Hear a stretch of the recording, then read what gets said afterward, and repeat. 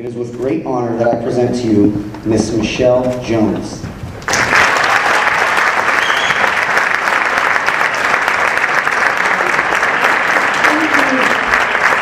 I'm in love. Good evening. Good evening. Oh, we're going to start this again. Wait a minute. I forgot I'm Army. Where's my Army at? That's what I'm talking about. And because I'm Army, you know that's right. I'm strong. Because I am Army. And because I am former Command Sergeant Major, you know I don't need the microphone.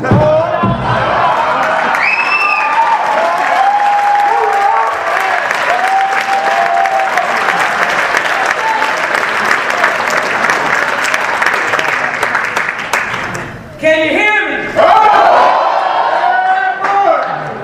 Now I am not going to use the microphone. Nor am I going to stand up here on this stage the whole time. Yeah. That's what I'm talking about. First of all, I want to say thank you to the LA Film School for this annual salute.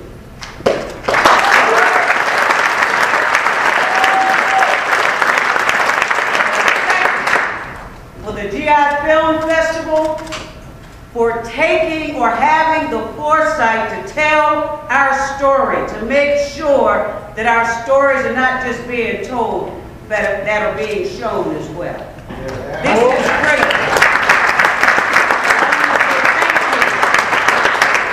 6 years is only the beginning. We're going to add some zeros behind that. So, I claim it. That's what we say. That being said, I want to take a moment, as I always do. First of all, happy birthday, Marie.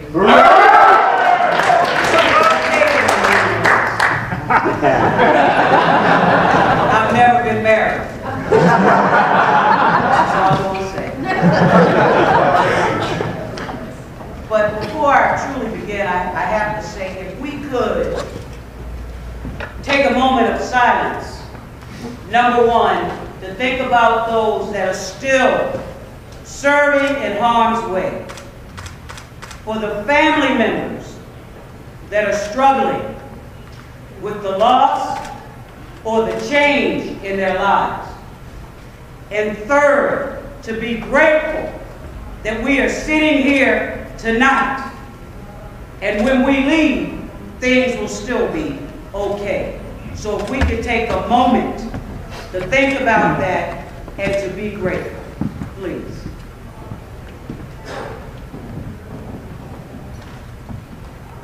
Thank you.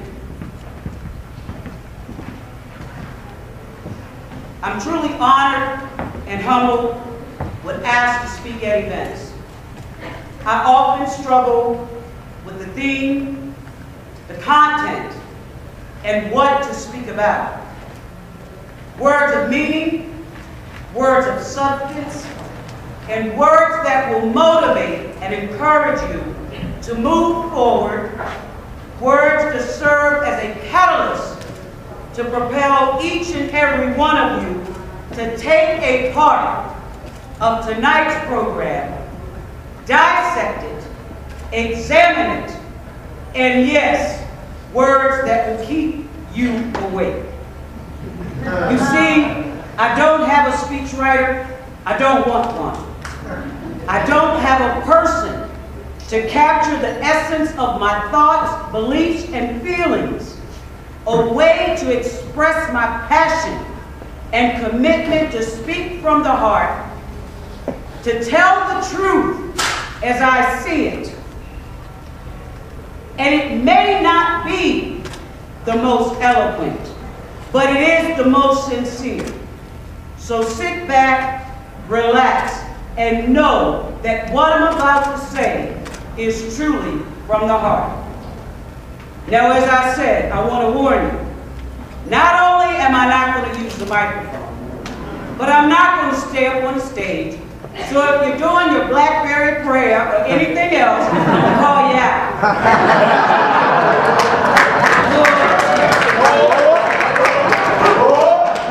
Now, Veterans Day, it is a time to reflect, remember, and celebrate the contributions to this great nation made by the men and women who have served our nation in uniform. To honor those who have come before us, currently with us, and hopefully to serve as a springboard to propel us as individuals, even as veterans,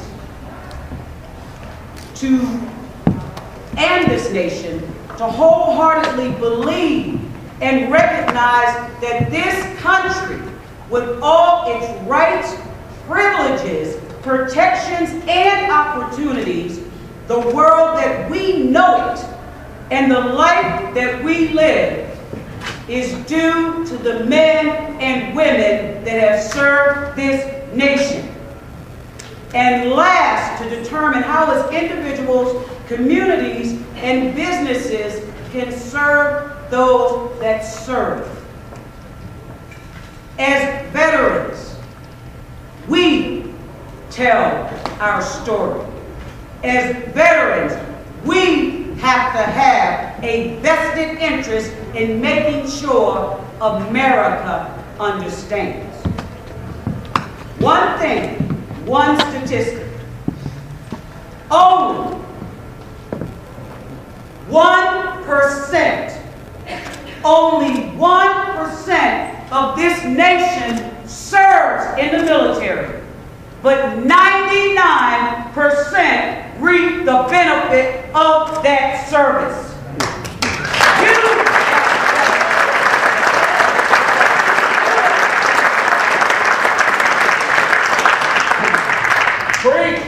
I'm telling you. I'm passionate about this.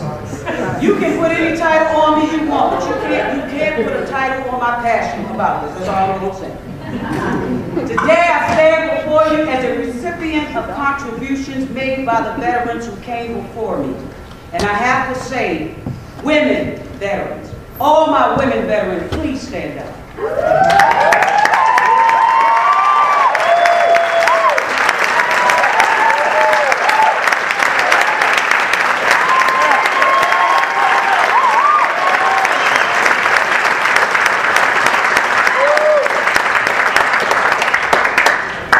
I can run 6 miles in 6-inch pumps right about now. So I ask you, who is today's veteran? As I go around, and as my new fiance, I just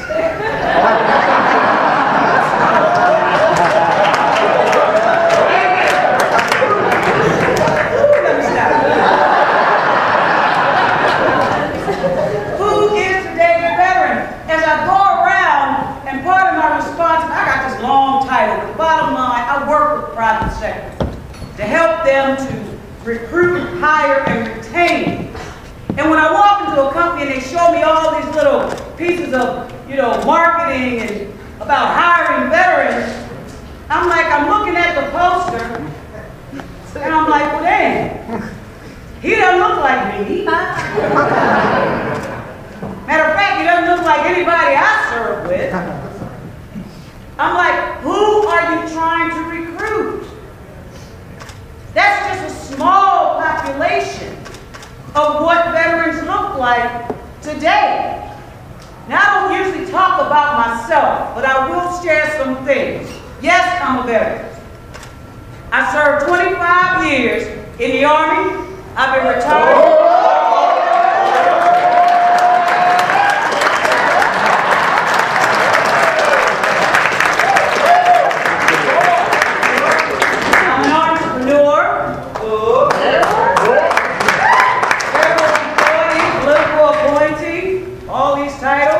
Former NFL cheerleader.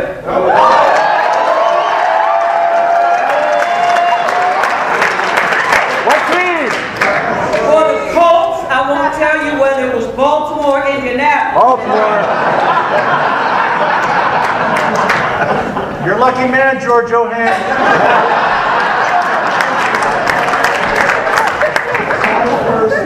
I'm a daughter. I'm a sister. I'm even somebody's BFF. And I'm also a mom. I have 3 beautiful, and I call them my chocolate chips. Mama, Mamacita, and Mini Mama, 18, 11, and 6. My 6-year-old is my retirement baby. Now I'll tell the real story. I adopted all my daughters. Nice. As a single woman.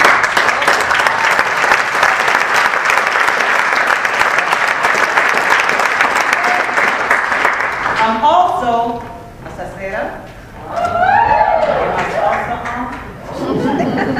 What you don't see. Disabled veteran. What you don't see. I have PTSD. And I tell anybody that says, ooh, I'm scared of that. I'm like, you know what?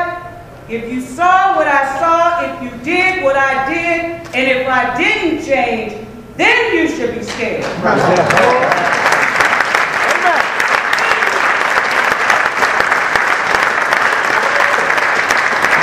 am who I am. Good, bad, and indifferent. And I gotta say, there's one person that's sitting in the audience that I didn't know was gonna be here, but has known me since I was in high school. Hi, Brian. We've been out of school for years now. And then I also have a classmate of mine from Sergeant Major's Academy. We graduated in 1997, so I made the full make retire. Where are you? And there's a colonel that's here. Ma'am, where are you?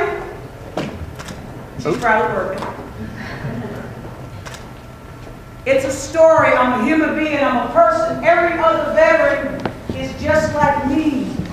We're just like someone that you know. And the veterans that are sitting here, this is what you have to tell them sometimes. So, now, what's most important? Telling the story, doing what I have to do. I don't know where the microphone is. Oh, there it is. As I said, I've had more titles than I can shake a stick at, but for a veteran, for a military person, it doesn't matter. We do what we do. We don't worry about titles. We have a mission to do. I've had more titles than I can shake a stick at. It's what I do with that title and what I do with that position is most important. So, the title I love the most, Command Sergeant Major, retired. The one that does my heart the most good? Mama. The one I'm most proud of? Veteran. My 11-year-old daughter, she said to me, she says, you know, Mommy, I don't really get it. These people here in Jacksonville, Florida, they're not wearing the same uniform. So are they like really in the military? It's a Navy town. So I said, yeah, baby. Yeah, Navy, you know, Navy, Marines, all those other. She says, well, I just let my classmates know that my mommy is the Army. So I'm like, that's what I'm talking about, baby. Tell me that. Anyway. Citizens and non-citizens have served in every war and conflict since the beginning of this nation. Everyone that served because he or she wanted to, particularly in the last 30 years. How many of you believe in angels? You see, our veterans are angels. Angels are seen but not felt, but are felt, excuse me. Angels do not speak, but we hear them. And angels protect us as we go about our day-to-day activities. And I ask every single time, why do you serve? Why did you serve? And I know I did. And this is when I walk off the stage because I'm really feeling it right about now. So hold on. Camera, I'm sorry. Why do you serve? And this is what I want you to understand. And as a veteran, this is what I want you to take. And this is what I want you to tell people when they ask you. You can tell them to joy, to go to college, whatever you want to tell them, but tell them this part. 3 reasons three reasons. And for me, in this order: God, country, and family. And let me explain. God first. In our country, we have the right to practice any religion that we choose to or not choose to. Is that not correct?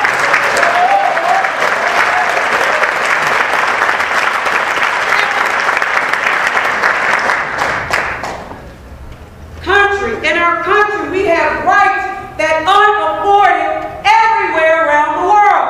For example, the right to vote. The right to bear arms. If you mess up, the right to remain silent.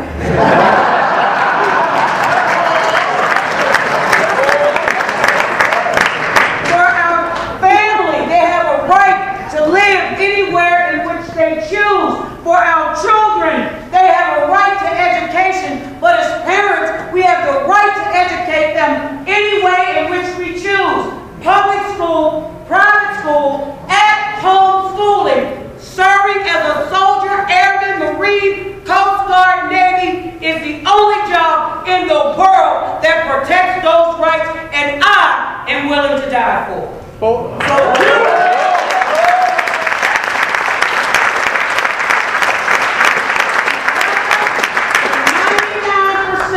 They get the opportunities every day while we serve. All we're asking for when we get out is for that same opportunity. Yes, sir.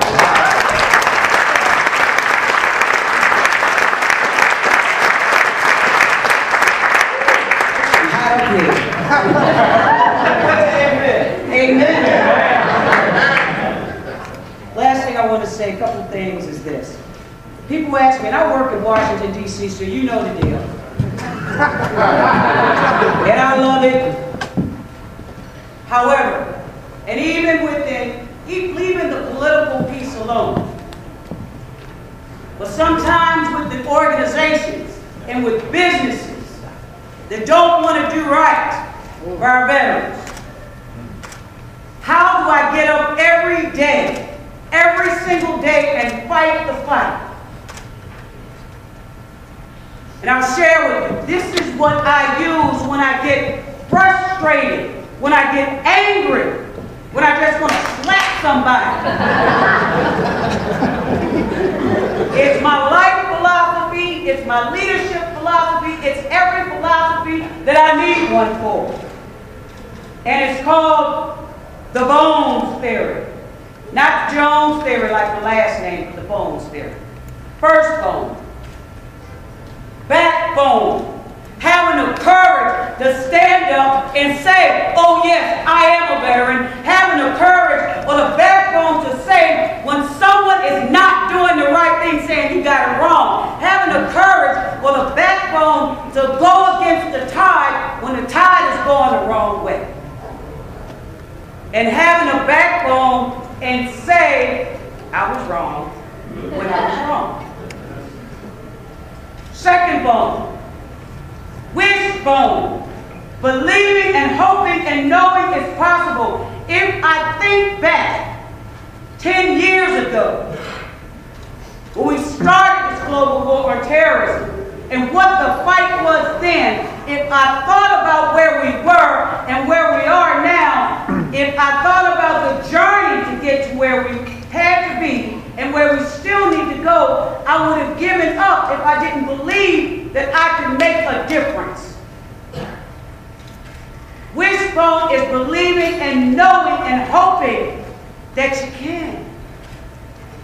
If you don't believe, if you don't hope, and think that there's a small chance, you give up and you die. Wishbone. Third bone. This bone is for all those, as the kids call them, haters. Drinking haterade every day. Talking about why should we do anything for veterans? I don't know why should we do. Why should we have special this? Why should we? Because. And that's what they do. They look at me like I'm crazy. But instead of getting mad leaving, I pull this bone out, and it's called the funny bone. I laugh and let it go. I go to Target or Walmart, buy some construction paper, cut out round faces, stick it on my mirror, and lay them out. Let me tell you something. You're not going to hide it better. So let me tell you, I will come back and I got PTSD. But to let it go, you laugh, you come back, you take another avenue of approach, you go under it, around it, keep the obstacle out the way, but you laugh and let it go. Your greatest revenge is your success. Funny bone.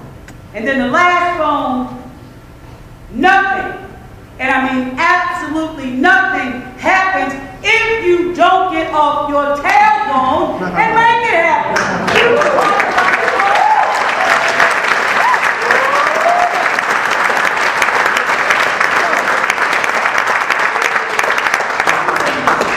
I want to leave you with, because it is LA Film School, and it is visual.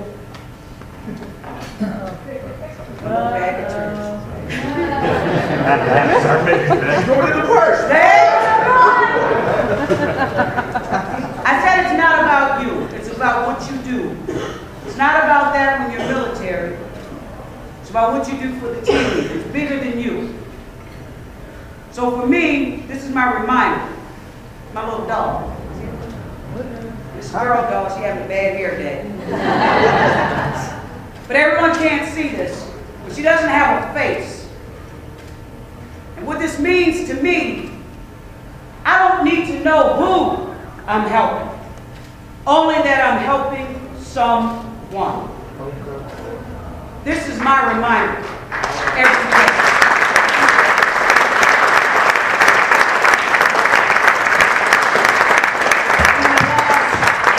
I talked about 4 bones, so here's the test. What's the first bone? Backbone. You guys just got a C-. Try this again. First bone. Backbone. Second bone. Third bone. Last bone. So, which bone is my favorite? Which bone?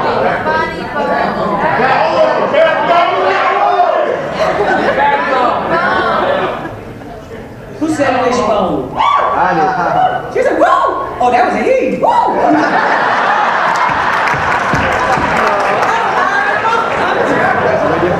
You're absolutely right. Give him a round of applause.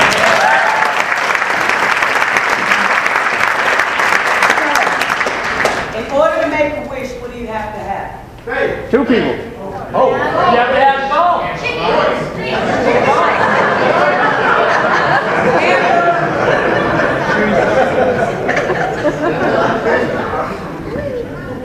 A bond.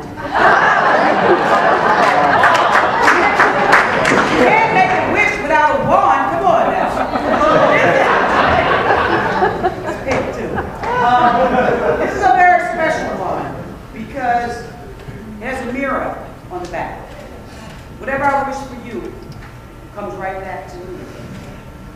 So, my wish for you, number 1, to continue to follow your passion. But in your pursuit of the passion, make sure that you have passion for your fellow veterans and continue to fight because it's just getting started. So that's my wish. This is my wand. Wishes.